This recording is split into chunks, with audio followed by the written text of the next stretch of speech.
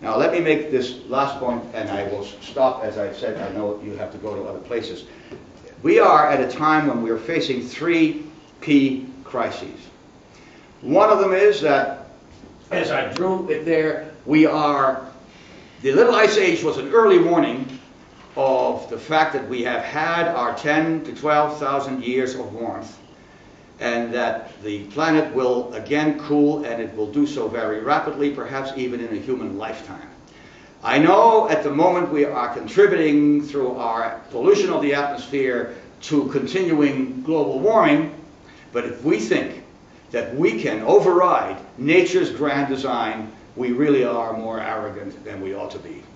Other creatures in the past have created huge alterations in the atmosphere and have been the consequences of which have been overpowered by these grand cycles. The Pleistocene is still going on. We have been the beneficiaries. We have expanded like a biological organism in an ideal environment from a few 100,000 to 7 billion, right at a time when our living space, already only 30% of the planet and a small fraction of that livable, could shrink practically overnight.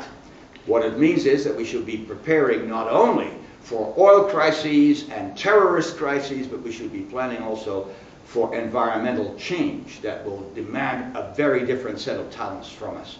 The second crisis we're going to face, and I won't have time to talk about it, but I hope you'll take a geography course sometime soon, and better yet, become a geography major, learn the language and become part of it, and that is China.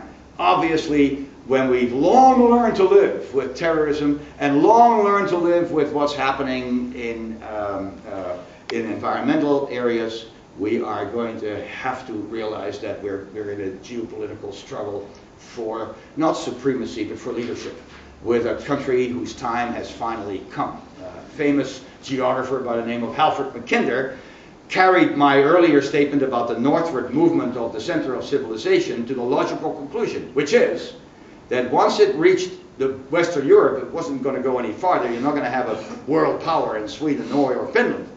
And therefore what will happen is it'll start moving longitudinally. It is a human habit to compete. And he predicted a century ago, his book is still in paperback on shelves. I sometimes see it at an airport, and it really pleases me, called Democratic Ideals and Reality, in which almost a century ago he predicts that the center of power will then begin to shift this way, that is longitudinally. He predicts Germany's rise. At a time when Russia was collapsing and losing a war against the Japanese, he predicted that Russia would be at the center of perhaps the first power to genuinely claim a role in controlling the world. And he said, obviously, at the end of this line is China, on a major sea, great energy resources, huge population, very advantageous environmental ecological position. Ladies and gentlemen, we had better learn Chinese. We better know more about Chinese than we did about Vietnamese when we went into the Vietnam War, or about Iraq when we went into the war in Iraq, because if we don't, it won't be a matter of deciding whether we'll send another 10,000 troops. It'll be a matter of survival. And when it comes to geography, knowledge is power. There is no better way to get a picture of where we are in the world of today than through the lens of geography. I thank you.